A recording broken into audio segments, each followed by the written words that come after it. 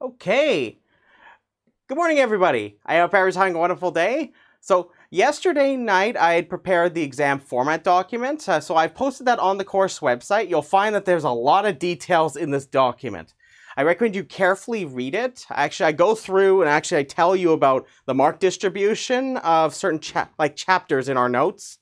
So it'll tell you roughly oh, this many marks for this. This is how many multiple choice or true or false questions will be associated with each one of the chapters.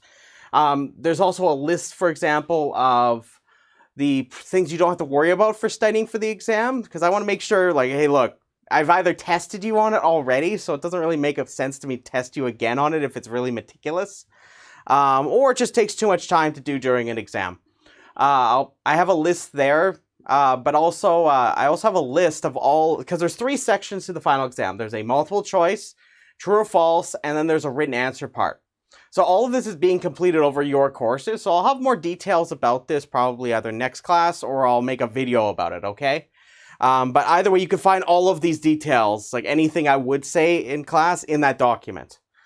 So everything's being done over your courses.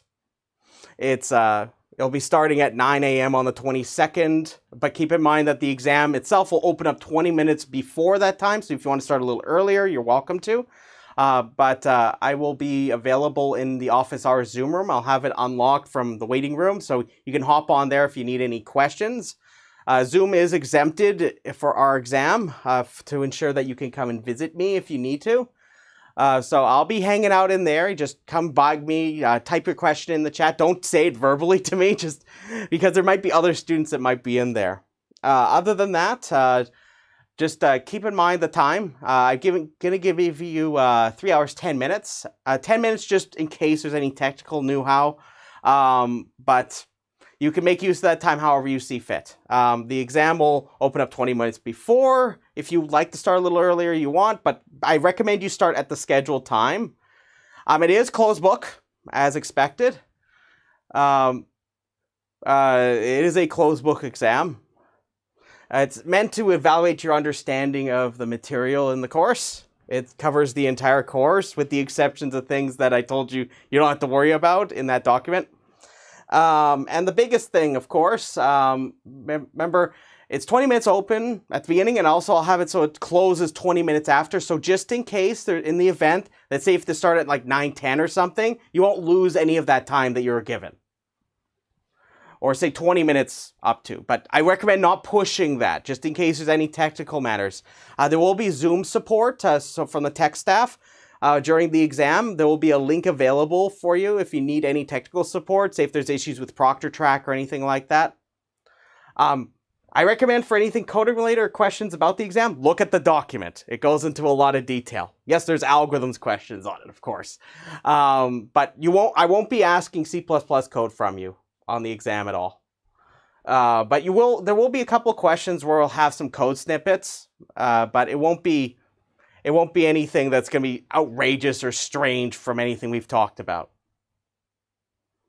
So other than that, so if you have any questions about the exam, just reach out to me. But please take a look at that document. It's very detailed. It gives you some expectations of what's there.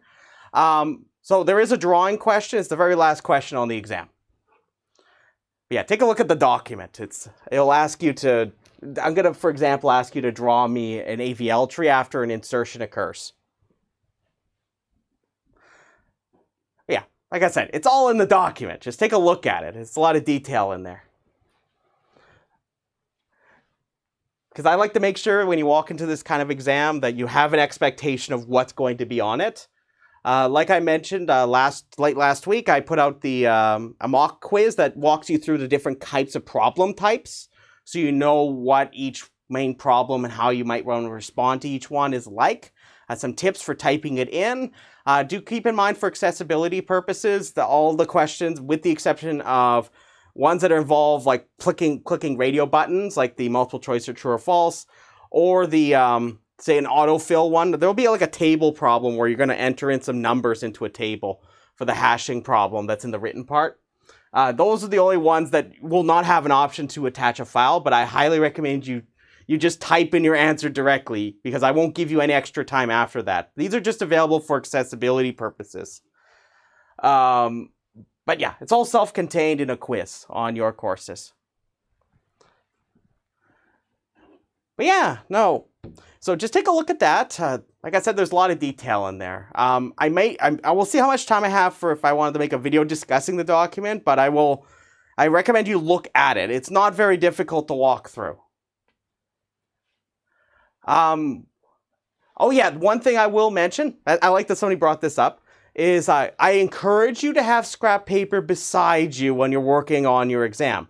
There's no cheat sheets allowed on the exam, just to be very clear, but you're allowed to have scrap paper beside you to work through problems, because you will need, I recommend it. It will be something that when you're working through these problems, you'll really see that you'll need to kind of like have something to scratch off onto to think about what you're responding to. Whether it be like a quick draft of like what you're wanting to type in, or it could be just simply just, hey, look, I need to work out this calculation. So keep in mind also on the exam, calculators are not allowed. You don't need it. But the main point is just, yeah, make sure you have some scrap paper beside you, whether it be a whiteboard or a scrap piece of paper. That's all okay. Just no cheat sheets. It's a closed book exam for us. Okay. But yeah, no, if there's anything that happens during the proctoring stuff, I do carefully look at these things. So do note that, like, if you want to know the configuration for Proctor Track, just do the mock quiz, because the same configurations will be set up for that as it will be for the final exam. But yeah, the mock quiz isn't worth marks or anything. It's, like I said, it's meant to just walk you through the types of problems. And likewise, another thing worth noting is that I did put out a sample set of problems just to give you a feeling for the kinds of things I can ask you about on the exam. They're not, I must stress, it's not a practice exam. The questions might differ from those that are on the actual exam. So I recommend don't look at the questions like something to practice. Look at it as a sample of the kind of things I can ask you. So look at the form of the questions, like what kind of things I might ask you about. So that's really what I would recommend you focus on when you look at that. Because remember, at the end of the day, I'm looking for your understanding of this material, not can you replicate what's on the sample problems or anything like that. These are not, none of this is really meant for that. It's just meant to help you prepare for the exam.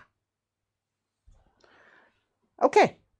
So if you have any questions about that, just don't hesitate to bug me afterwards, but I won't typically go into more detail than what is in that document other than to clarify things. So just be very clear about that. I won't like spell out what a problem is that's written there. It's very written out there deliberately to be specific enough that you know what it's going to be about. But sometimes it's very specific. Sometimes it's deliberately done. So you have to know about the topic to answer it. But it won't be specific enough that you know exactly what the question is. The other ones, it most certainly will be. But yeah, anyways. So just take a look at that. I recommend you do. And let's get back into things here today.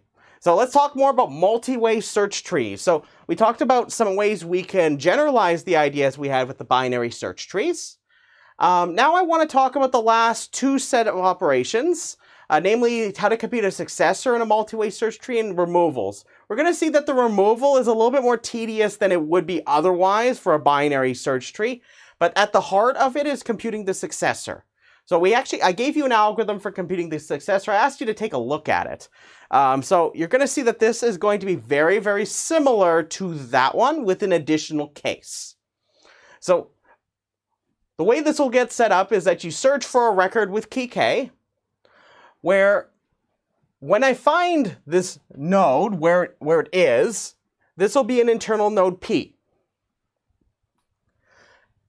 And what I need to do is figure out what the successor is. Now, for example, if I wanted the successor of, say, 10, notice that the successor of 10 is 11. Likewise, keep in mind, there's a few different ways the successor could be arranged inside of a multi-way search tree.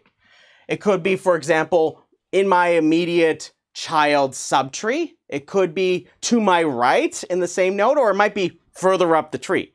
So a couple of these sound very familiar. It's because it's the same way it's set up in the binary search tree algorithm.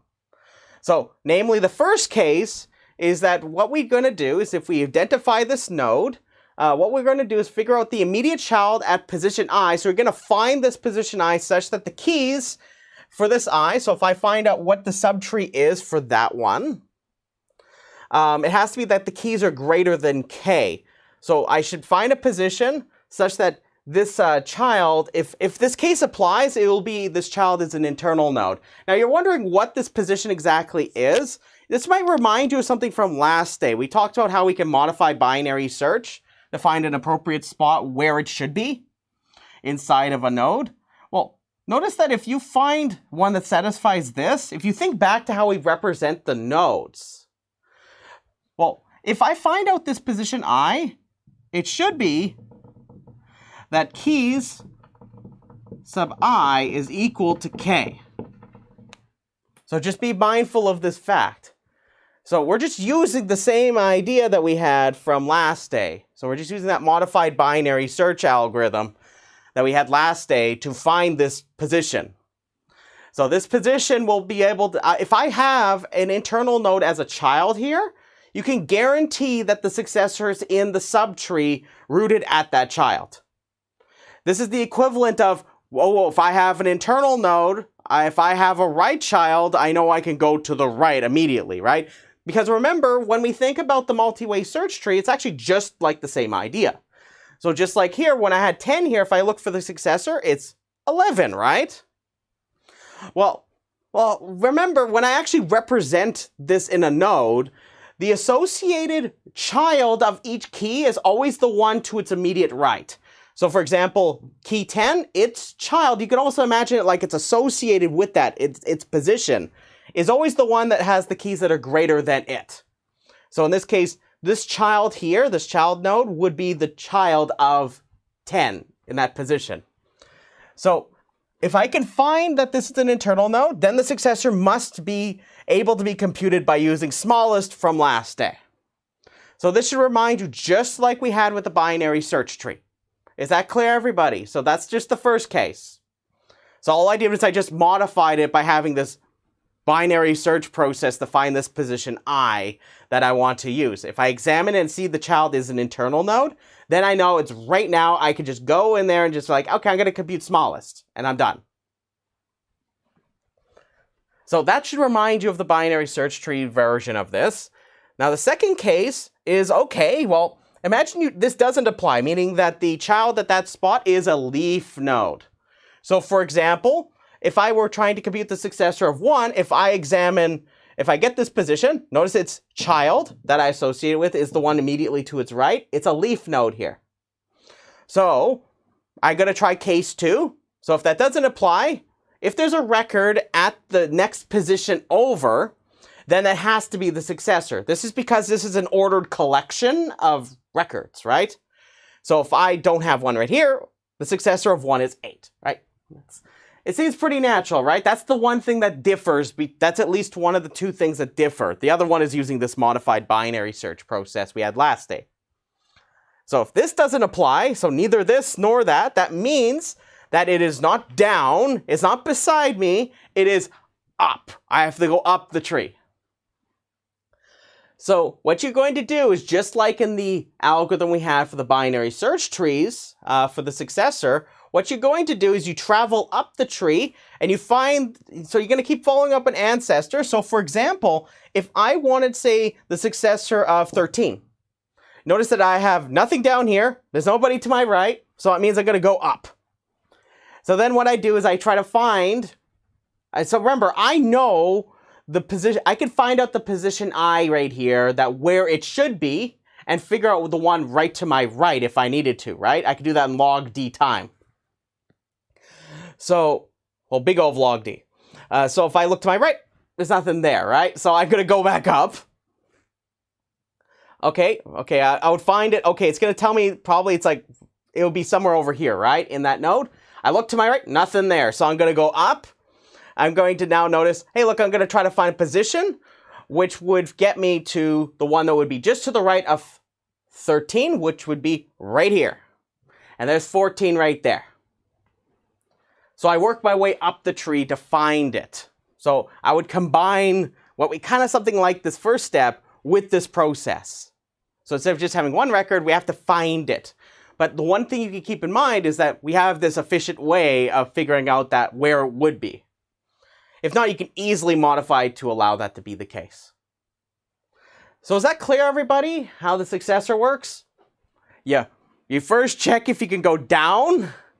If there's nothing down, then you check to your right. If it's not to your right, you go up. And that's the only thing, like there's just these two small things that make this any different than the binary search tree process. So let's talk about the analysis for this. So keep in mind that I've listed out in the order you would apply these cases. Sometimes they're going to be applicable, sometimes they're not. So in the first case, you would find that position I, right? So you don't need to figure out I later because you already have it. So in this case, if I find that appropriate spot, remember I could do that in log d time, right? And then on top of that, I can of course have it where I do smallest, right? So this first step should be two things. Well, actually, technically speaking, I say it up here too, right? So I'm going to just combine all of this. So I'm just going to combine all of this just into one lump category. So notice that if I want to find this position, that's log d. Remember, for finding this, for searching for the node where it should be anyways, is how much time? How many operations do I have to do in terms of big O in the worst case? We talked about this last day. If I want to search for the record, so I do the get operation. So I'm going to combine this with this, binary search process, which we know takes big O of log d. Well, in the worst case, it's big O of h log d, right? So this specific, so all of this together, this should be big O of h log d, right? Because remember, computing smallest here, just remember, smallest here takes big O of h, right? Which h times log d is only going to be bigger, right? So that's the first case. Second case, I already have I at my disposal. So if I wanted to check this, I can do this in constant time. The third case is I have neither of these. Now, in this process, I work my way up the tree. I walk up the tree, and even if I don't know what I is at a given node, I can recompute it. So it means I walk up the tree. Every time I would do this binary search process to figure out where the one immediately to my right would be or where it should be, and then I just examine if I need to go one to the right. If I do that, well, notice each one of those is going to be take log d, right, to do the binary search at each one. But I have the possibility of going up the entire tree, just like in my example here. So in that case, it's h log d. So that means that I can compute, so the worst case time complexity of successor is what? What is it?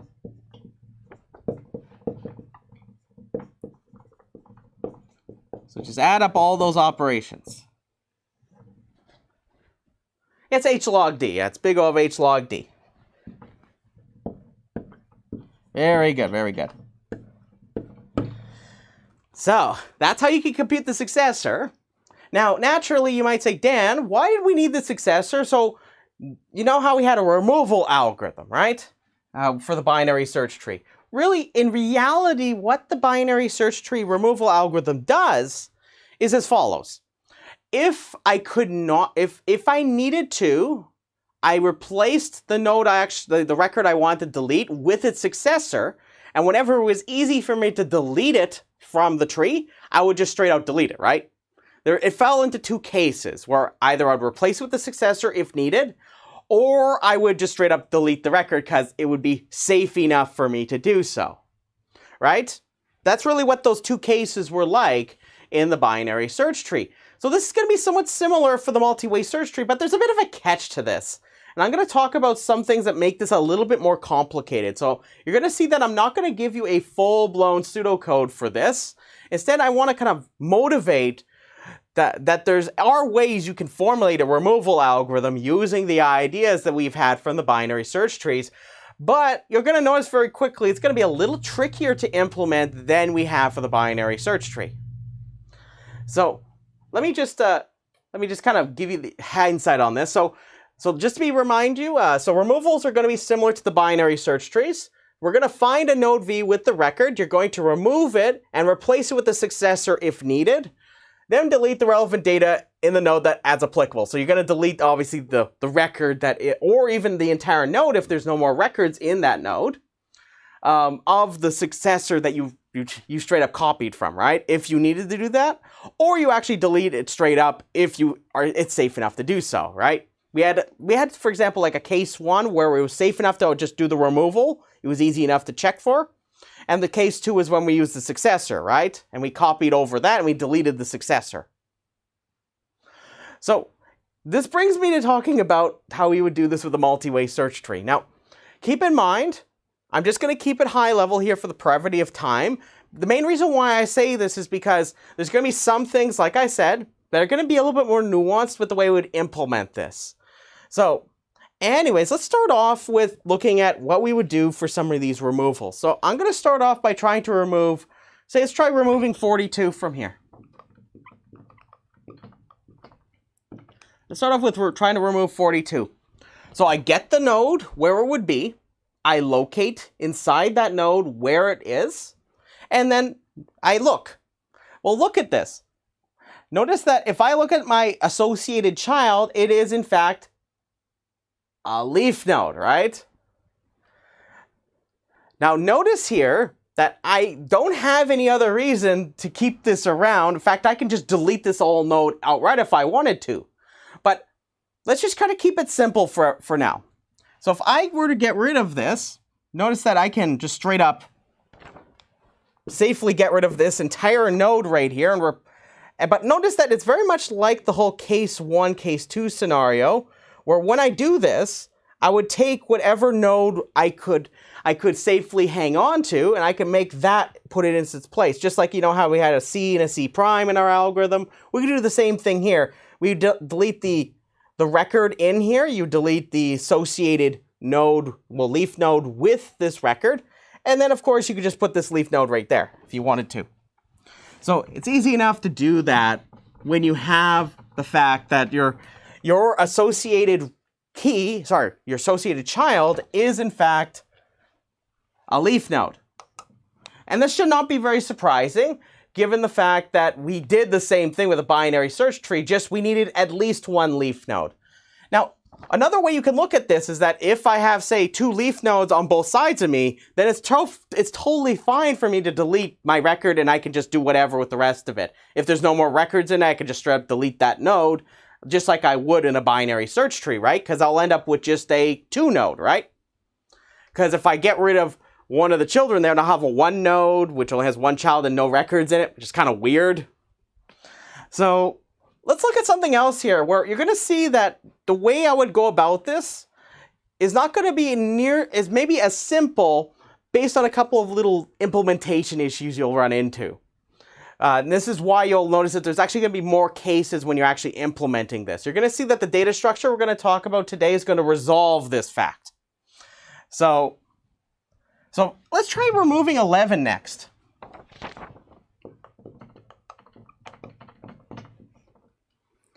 So in a binary search tree, if I just pretended that this was just a 2 node, you would just tell me to get rid of 11 and then you would just move this in its place, correct?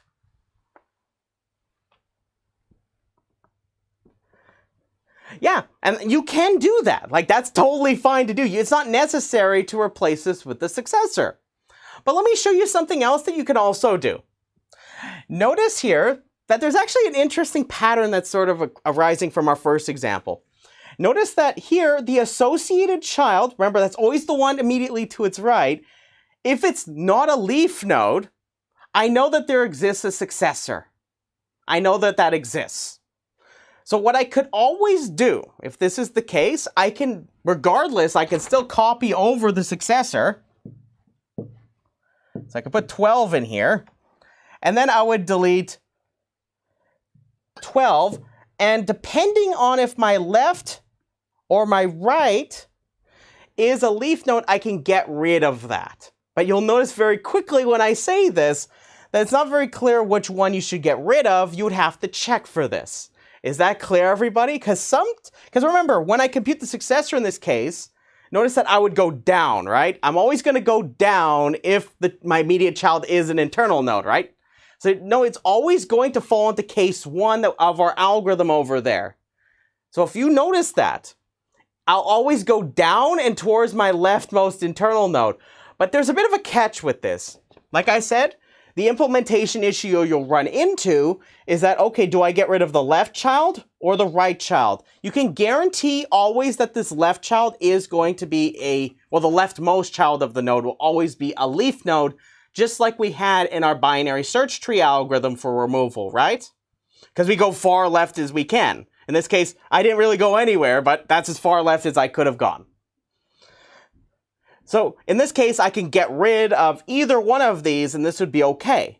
However, it could be still a possibility that this right child, which is the one that's associated with this key, it might actually be an internal node. So you have to check for this. So this would be an extra check that you would have to add in.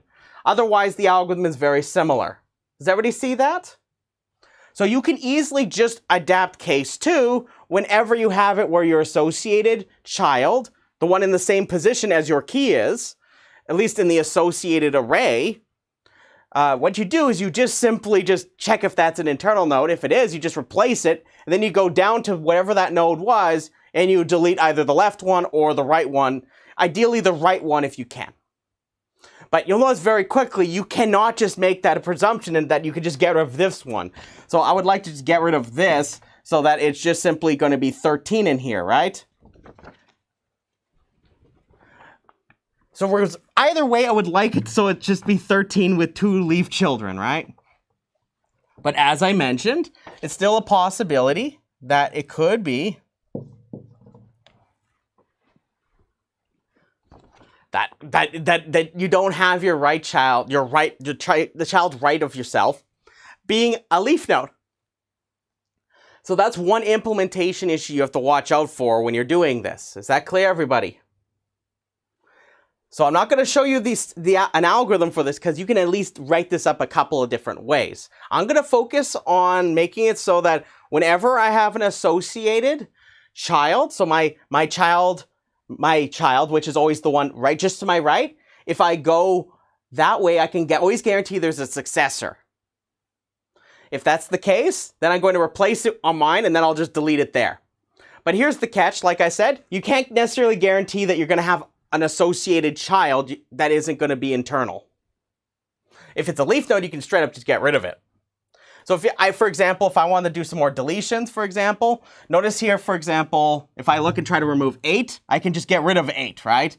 Notice that if I go down here, notice that this is just a leaf node, right? So I can just straight up get rid of this. So I can delete its associated child and the 8 if I wanted to remove 8. So do you see how this is very similar? It's not exactly the same, but it's based on the same principles. So this is actually how, when you do a removal in some of the multi-way search trees, it makes it a little easier to play around with when it comes to cases that you have to check for. So if we can try to default to case 2 as much as we can, it would be probably a good idea. So it's always based on determining if your child, which is the one immediately to your right, is a leaf node or not. If it's a leaf node, you can get rid of yourself, right? But obviously, if you can obliterate your entire node if you wanted to as well, if there's nothing else in there. But if it is an internal node, you can find the successor, replace it, and then you could just delete either the left leaf node or the right leaf node of your given record at the appropriate spot.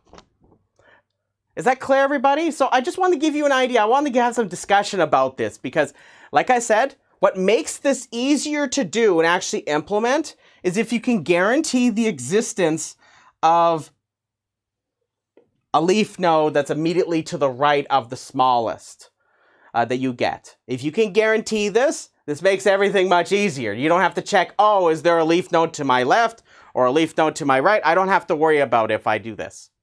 So that's actually going to be something that our data structure I'm going to talk about today will be able to guarantee when we do removals.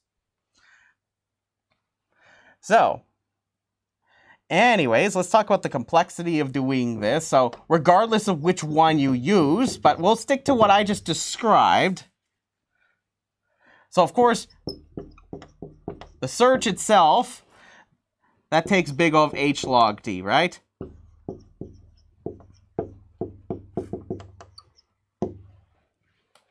Then, of course, if needed, we need to compute the successor. So I'll say if needed, we need to compute the successor. Now, keep in mind that we don't necessarily need to do everything to compute the successor, right? What happens? What did I say about, like, what case of the successor algorithm would we apply?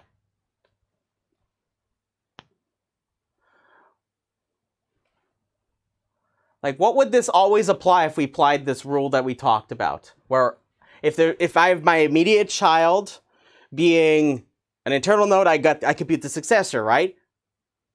What would be the time complexity of doing that? So remember, I have access to this at this point. So keep in mind, yeah, you can bound this all by h log d, but if you really think about it carefully, all it is computing the smallest once you're at that stage. So you just have to just do the first step, which is just computing the smallest. But remember, I know where I'm looking, right? So if I start off with all of that, either way, it all gets covered by computing the successor, which is h log d, right? I just wanted to mention that. It's actually not just necessarily that you have to find it again. You can just simply you're already there. You just have to find the position, then you just compute smallest, right? So this technically will bound that appropriately. And then, of course, we have to actually do the deletion itself.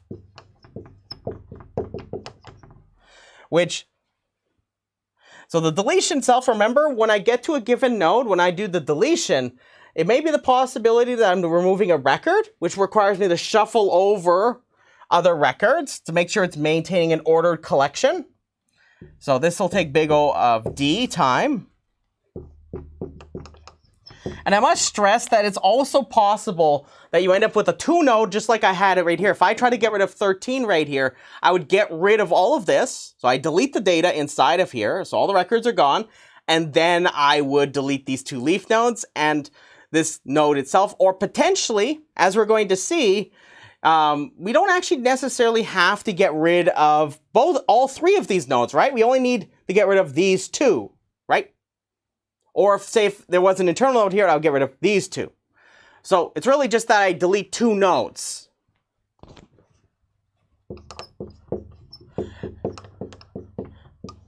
Note that 2 nodes may be deleted.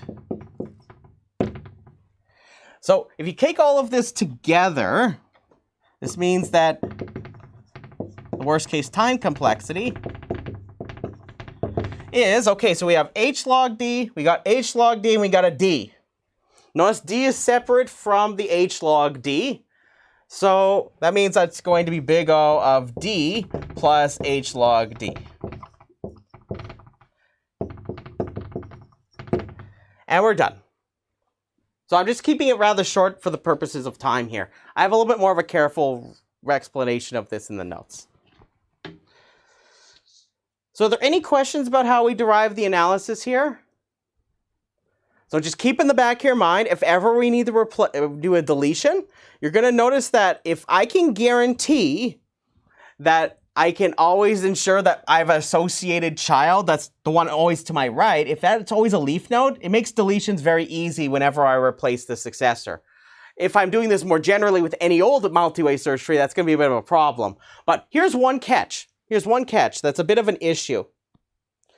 Notice here, do you remember something I told you about a multi-way search tree? Do you remember the following? How many children must every node that's an internal node, how many children must it have at least? It's 2. Yeah, it's 2 exactly. It's 2. So notice here that if I were, for example, to get rid of 13 right here, which I can totally do, right? There's the internal node here is a leaf node, so I can just get rid of this.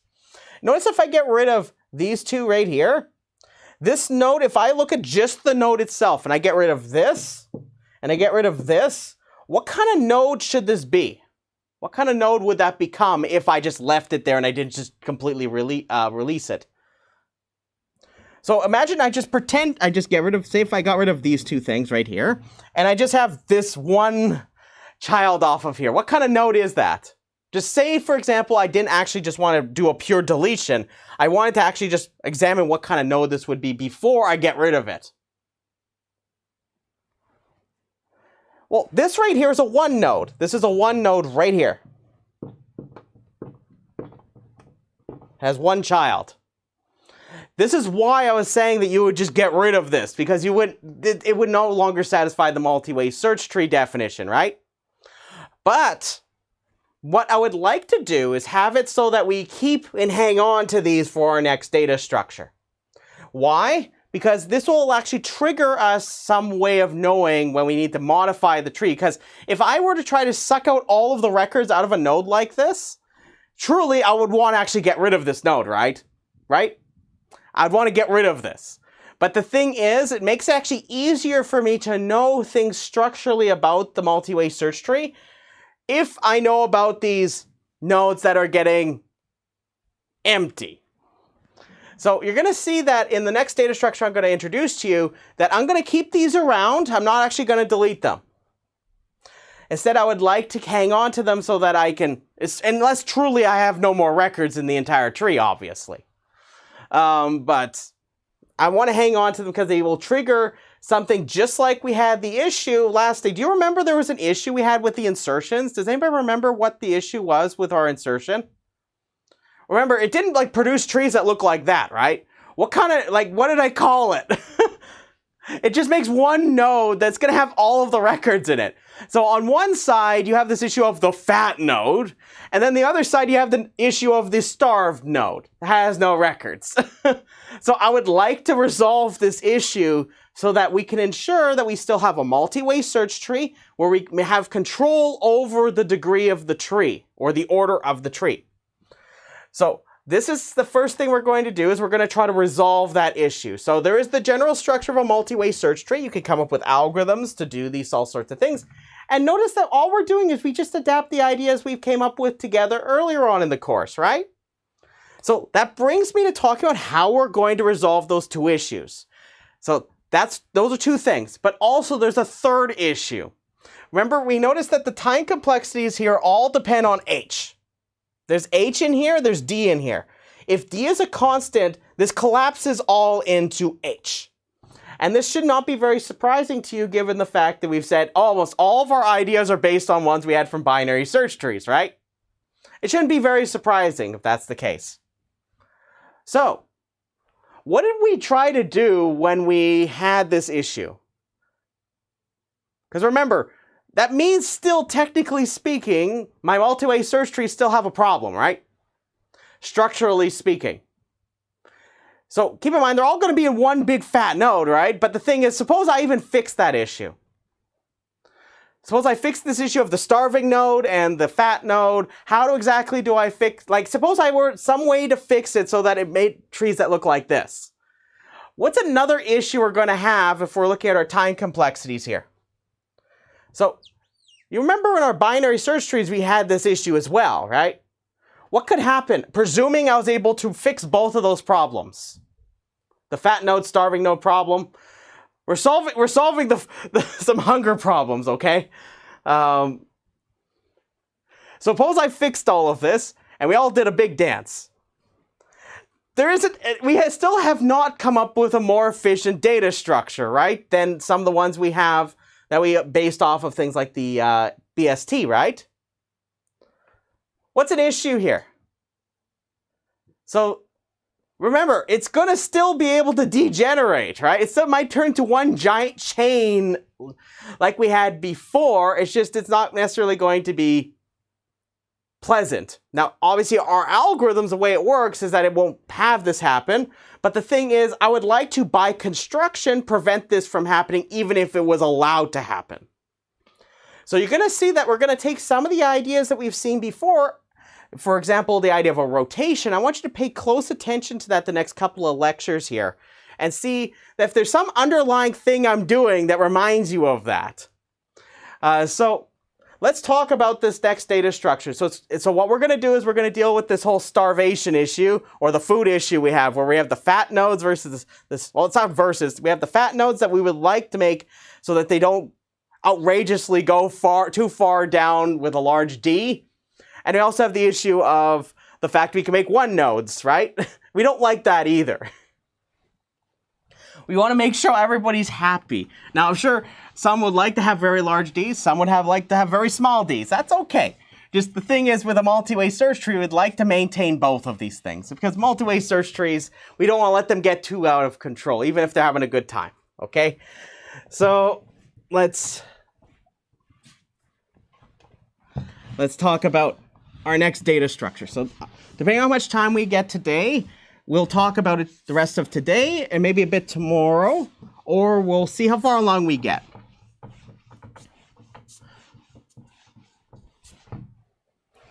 So we're going to talk about what we're going to call the 2-4 tree.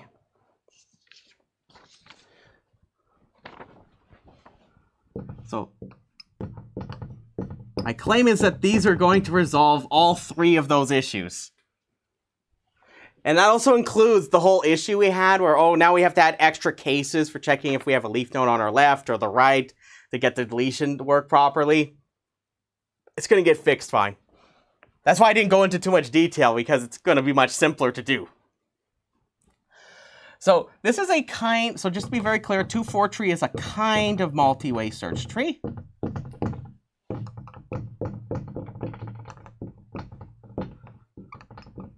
And sometimes it's also called a 2-3-4 tree. So if you don't hear it under the name 2-4 tree, sometimes it's also called the 2-3-4 tree. So let me give you the definition. So here's the definition. So here's the definition. So it's a multi-way search tree. So it has all the properties we talked about.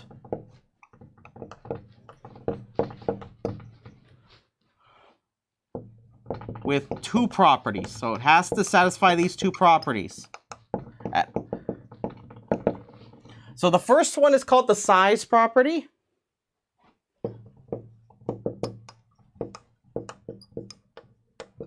So the first one's called the size property.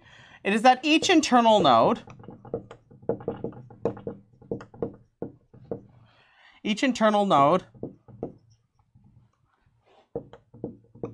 has at most 4 children.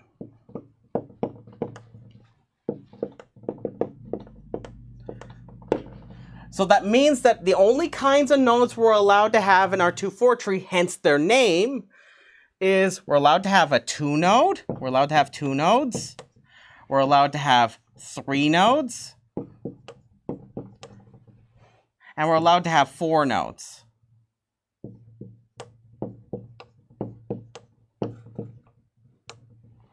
So notice we're going to have a bound on how many children we're allowed to have. So this is a 2 node, just a reminder, 2 node, this is a 3 node, and this is a 4 node.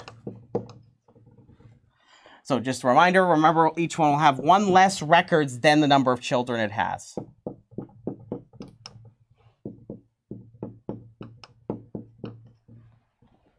So there's an interesting consequence of this. Does anybody see what the order of the tree must be at most, if this is true?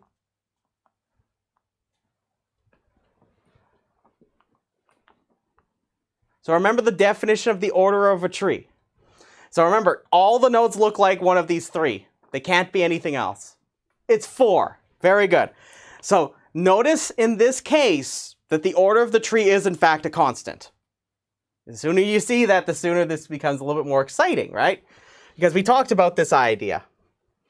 So next we have, so the other property is called the depth property. And this is going to resolve a lot of those issues we talked about where, you know how I talked about, oh, if I want to compute the successor, like, okay, can I like go down? And then it's going to be like I have an associated child that's going to be a leaf node. We're going to be able to resolve this issue with the depth property. Likewise, it's also going to ensure that it makes it easier for us to identify whenever we do an insertion where it has to happen. So this will resolve also whenever we need to check if we have a node that's starving versus one that is fat. So that means that this depth property is going to be is that every leaf node has the same depth.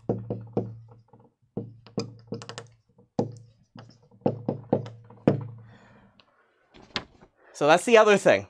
So it's a multi-way search tree that satisfies these two properties, the size property and the depth property. So just to make it very clear, because we talked about it, note 2-4 trees have order 4. So that means that whenever we talked about all those operations we talked about just a moment ago and also last day, everywhere we have D is a constant.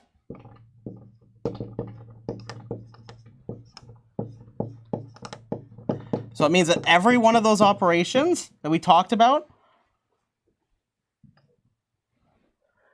all of them take big O of H. So already remember, all of them involve D's and log D's times H's and stuff. And we talked about how if it's a constant, it collapses into H, right? So that we're here now. So anyways, let's do an example so I can show you what one of these would look like. And you're going to see that it's going to be a little bit of a different structure than we're used to. Normally we're used to trees where they kind of just grow downwards, right? Where we have the root up here and they grow downwards. Then sometimes we make adjustments to the tree to try to balance it or something like that. Instead, it's going to have this very regular structure at the furthest depth. And this fact is actually going to help us determine where the insertions are going to happen and when and where the deletions will ever happen. Likewise, it'll also help us detect that whenever we have this issue of the fat node versus the starving nodes. It also makes it actually nice because it actually gives us a nice guarantee on the height, which we're going to talk about in a moment. So here's an example of a 2-4 tree. So I have 11, I have 21, and I have 28. This is going to be in my root. I have 5, 7. That's the first child. The second child is going to have 18 in it. The third child is going to have 23 in it. And the fourth child here is going to have 30, 36, and 42 in it for its records. Well, the keys of the records. And yes, I'm drawing in all the leaves right now. So notice that these are all on the same level.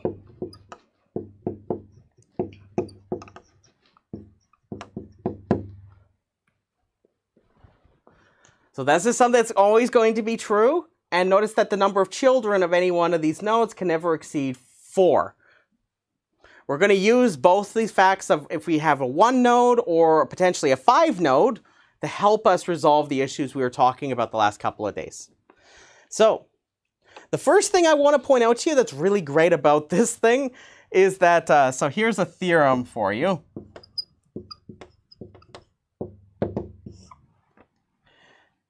Is that any 2-4 tree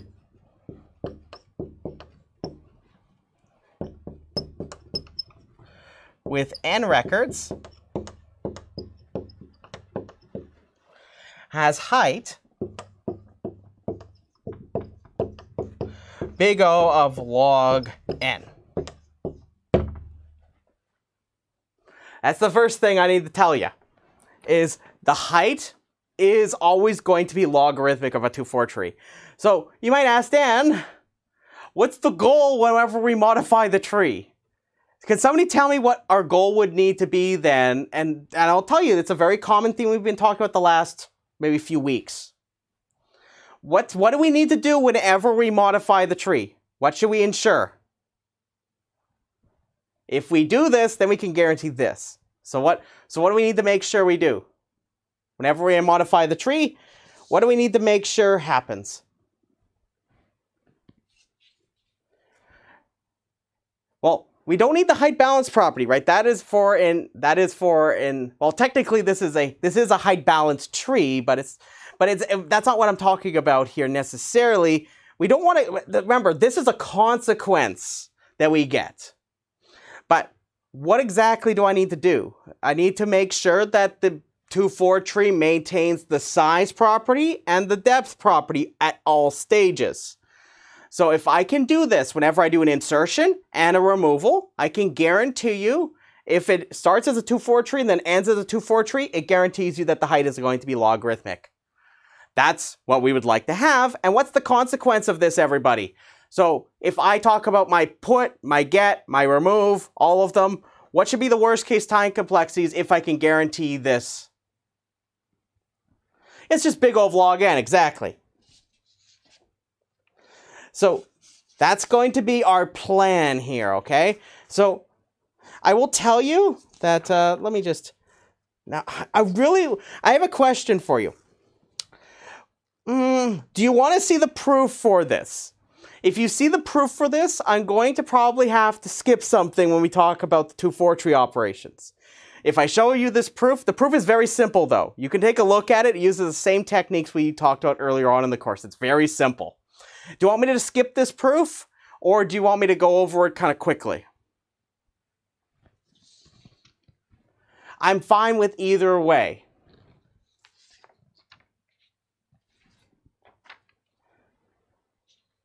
I'll just show you the proof. It's fairly short and sweet. It uses actually some techniques that we've talked about before. So let h be the height of a 2-4 tree, a 2-4 tree T with n items. Now, notice that to make it still a 2-4 tree, what's the minimum number of records I can have in a node? What's the minimum number of records I can have in a node? So the number of records specifically. So remember, it could be a 2-node, a 3-node, or a 4-node, and the number of records is always one less than the number of children it has. So I can have, at minimum, 1 record per node. So, what does that mean?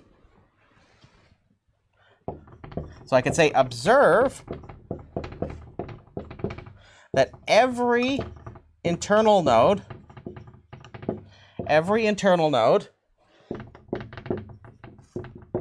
is at least a 2-node. So that means that we can actually pull out our properties from a binary binary trees, right? So we can pull up properties we have for the binary tree. So let's go and do that. Because remember, a 2-node just looks like what you would expect from a proper binary tree, right? So it means that we're playing with a proper binary tree. And we have some properties that we can use there. So let's use those. And you're going to see this is pretty slick and simple. You'll find that I'll argue to you, it's actually much simpler than the proof I gave you for the height of the AVL tree being logarithmic. Then, T has let's say 2 to the power of I items or records, items at levels. At levels I is equal to 0, 1, all the way up to h minus 1.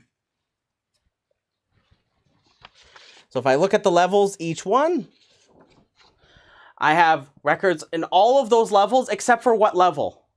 What level will not have records in it? So all of these will have records in them. Yeah, the level with all the leaf nodes, right? Because of the depth property.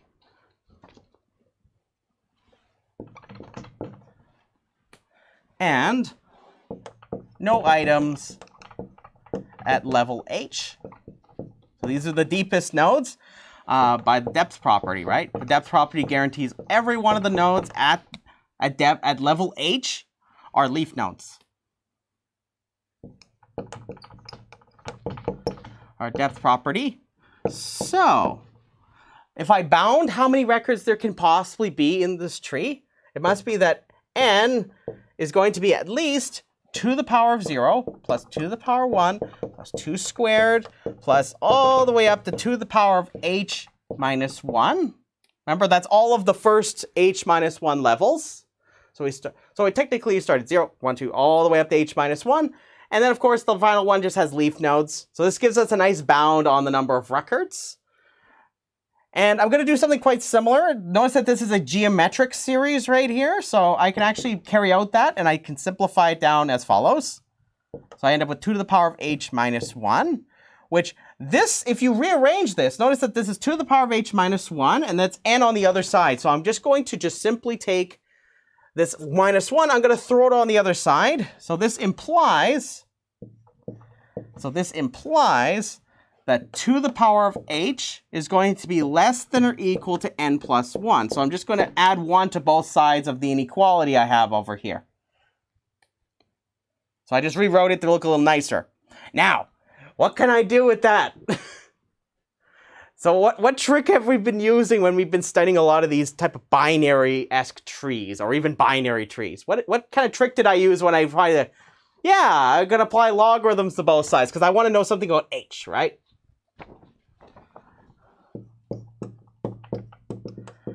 So taking logarithms to both sides,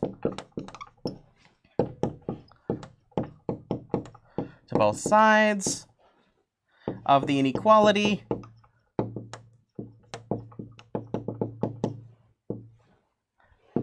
it follows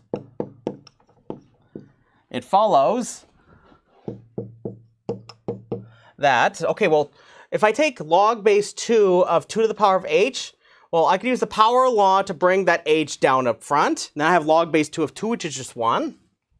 So that means that h is going to be less than or equal to log base 2 of n plus 1, which this is, like, we don't need to do anything more. We're done. Therefore, because it's not very hard to prove that this is big O of log n. Therefore, h is big O of log n. And we're done. I told you it was going to be a cute proof. Isn't it slick? It's really a cute proof. It uses those two properties. It's like it's baked right into the construction of the data structure. Anybody like this proof? It was pretty cute. This is much simpler than the one I gave you for the AVL trees, right? So just to recap what we talked about earlier, just like I talked about the AVL tree, I could say since d is equal to 4 and h is big O of log n. So you can right away talk about searching, right? So if I do the get operation, I can do searching in a 2-4 tree. So it's exactly the algorithm we talked about the other day in big O of log n time. So that's exciting.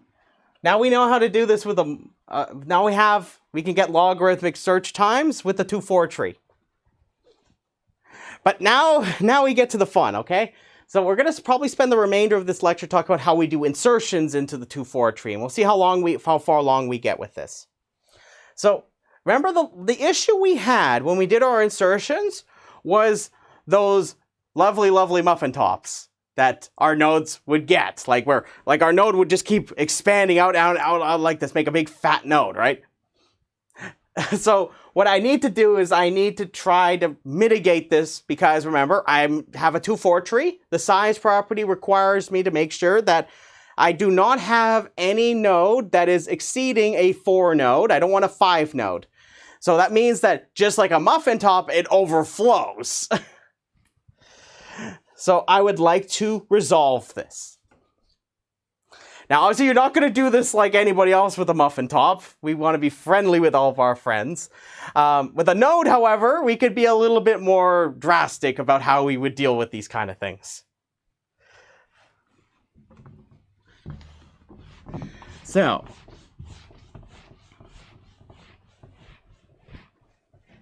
let's talk about how we're going to insert into a 2-4 tree.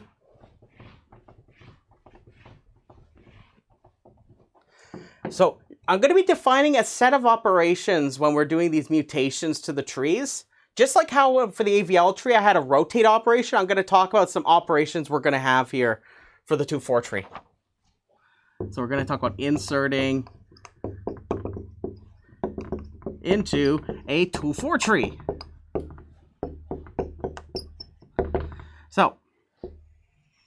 So you'd start off by just applying the put algorithm we talked about last day. So you just insert a record, insert a record as described for a multi-way search tree. For a multi-way search tree. So the first thing, if we literally just did what we did last day, where we generated those, what we call the fat nodes, or this single fat node, right? If I have one of these, if it gets really, like the order of it might get out of hand, but do we have any issues when it comes to the two properties we have? We know for sure it violates the size property. Does it violate the depth property if we just did this? Does it do anything that's an issue for the depth property? So remember, when we do the insertions and removals, we want to make sure we maintain these two properties. Do we violate the depth property with an insertion just like we did last day?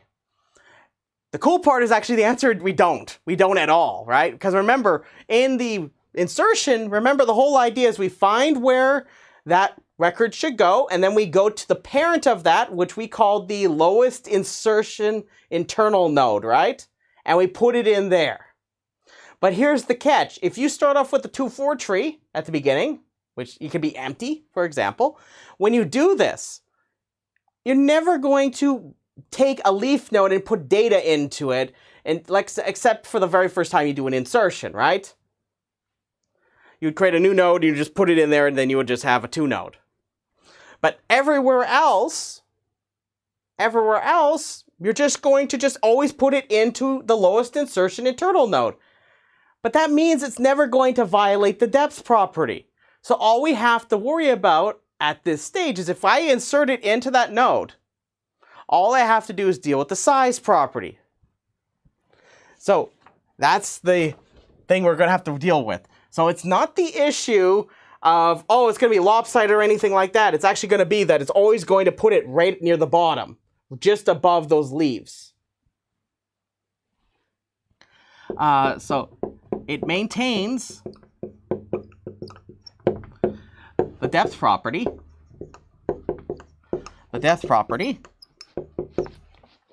But it may cause a 4 node to become a 5 node. Right? Like, that's a problem, right? We can't have 5 nodes. But I'm going to call this something. So if this happens, I'm going to cause,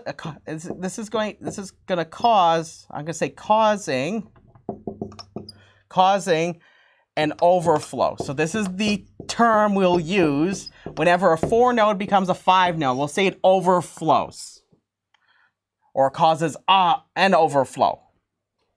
Just think of it like the node is getting a muffin top and now we want to try to get them some better pants. I don't know. like I said, we're trying to be nice to our nodes, okay? But they're still nodes, right? So I have some ways I'm going to try to help out our nodes, okay? So the way that we're going to do this with our 2-4 tree is we're going to perform a split operation. Now, like I said, we would never do this to our friends, right? We could do this to nodes, though. So to resolve the issue of an overflow, what we're going to do is we're going to do something called a split operation. That's going to take that node, it's going to break it into 2 chunks. So 2 smaller nodes that aren't as, they definitely are not going to be 5 nodes anymore. They're going to be either 2 nodes or 3 nodes possibly. And then I'm going to try to push up the extra record up to its parent. So watch this. So to fix this,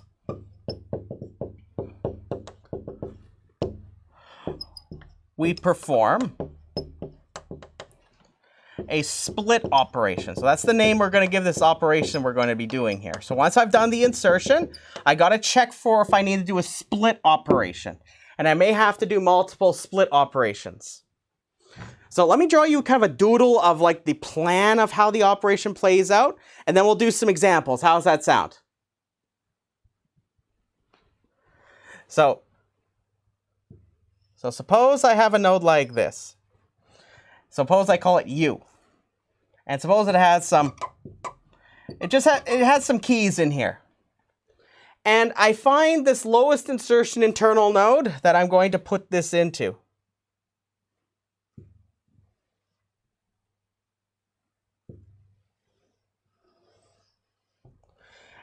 So suppose I have 3, 4, so I have 4 records in here.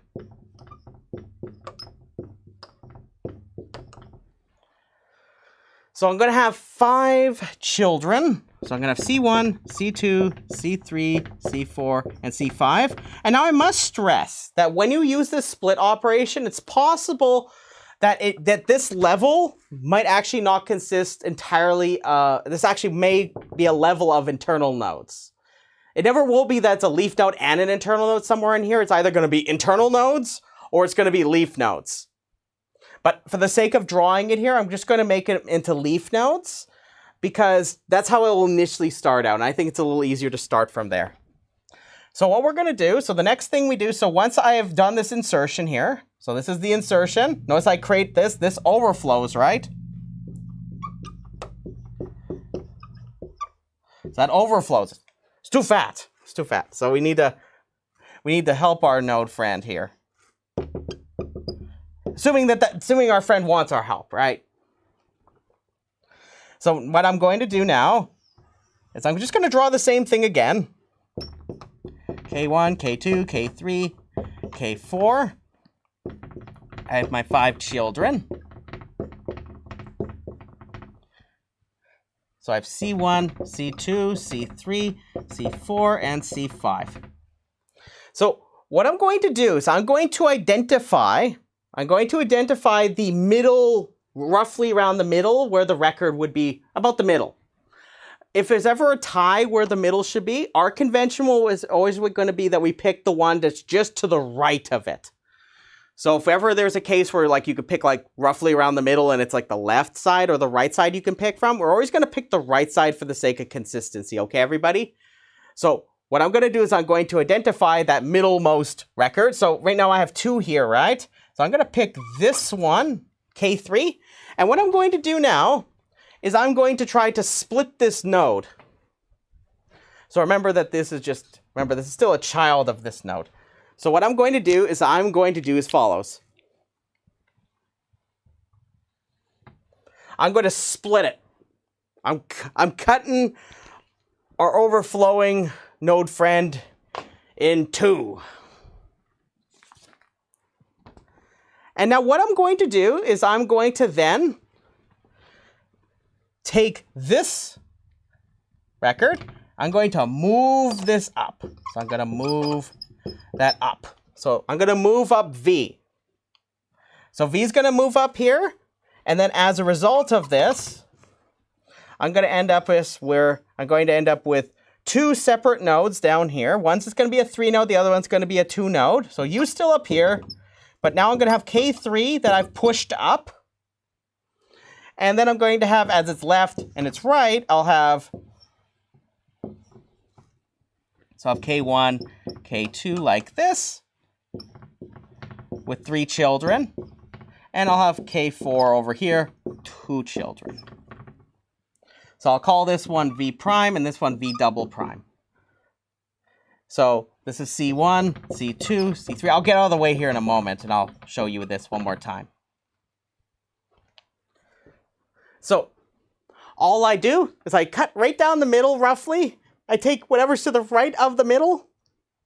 I take that record, push it up to my parent. So I push it up to V, push it up to U. So I push V up to U. So now it will be up here. And I split it into 2 parts, hence the split operation and why it's called that. So now I end up with a 3 node and a 2 node. And we're okay now because those 2 nodes don't overflow anymore. But I have a question for you. Could it be possible that U now can overflow? That by helping my friend here, by making them a little less overflowing, don't ask me why they would like me to cut them in 2 like this. Did I cause you to potentially have a muffin top too? It could be the case that you actually it overflows too. So you would this actually can propagate up the tree. So you might have to do more of these split operations. So I'm going to just mention that multiple overflows can happen.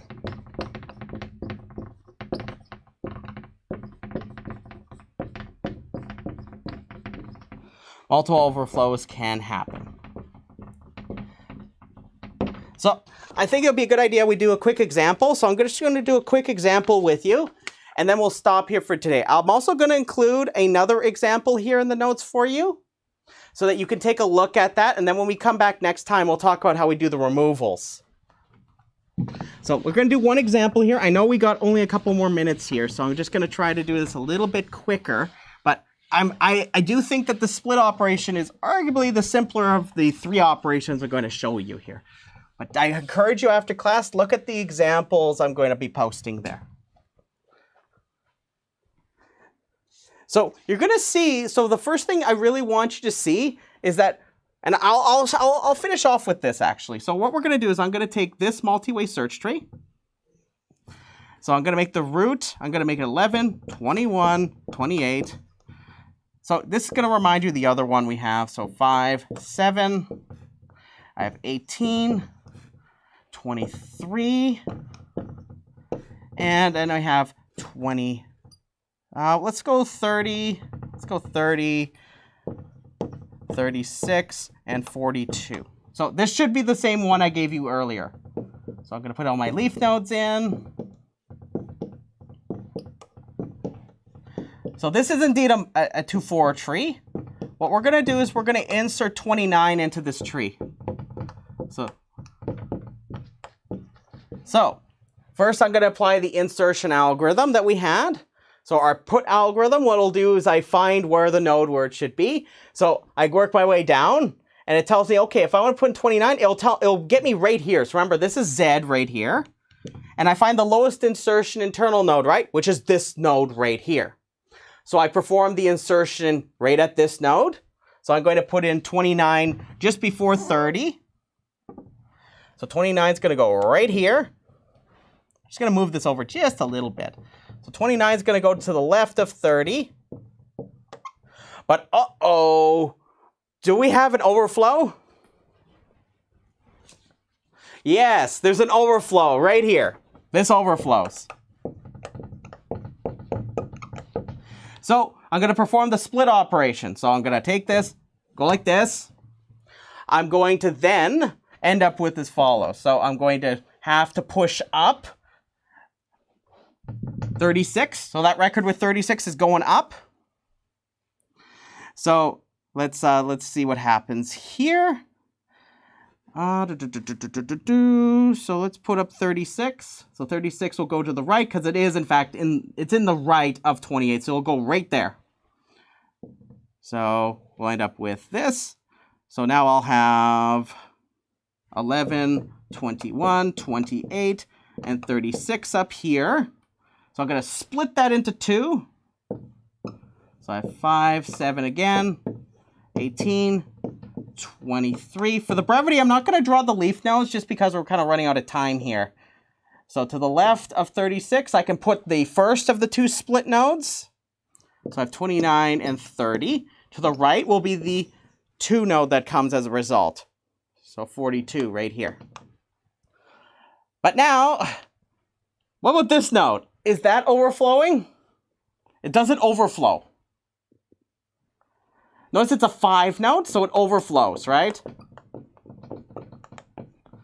So that means I'm going to have to do a split operation. So I'm just going to do this.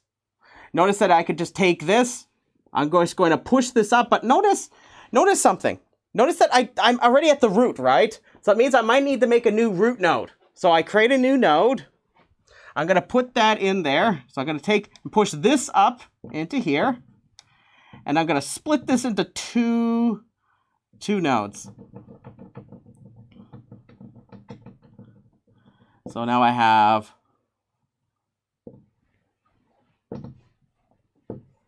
like this. So I pushed up 28 up to the new root here. So I have 11, 21, 36 on the right. And does the one with 28, that doesn't overflow, right? I think we're good. I think we're good. So the thing I really want you to notice, and I'm going to stop right about here, is notice that unlike the other tree data structures I've shown you in this course, it doesn't grow downwards. It grows upwards. Do you see that? It's like a plant that grows upwards. So you're going to notice that as the tree gets taller, it's going to grow upwards towards the root, just like a flower. So when we come back next day, we're going to talk about removals. And then on top of that, so I recommend you take a look at the example I have in the notes. So it goes through it step by step through this process, okay? So I also have some additional examples. There's 2 more examples, so you'll be responsible for knowing how to do this insertion on the exam, okay? So I'll say thank you very much and have yourself a beautiful day. I'll see you later.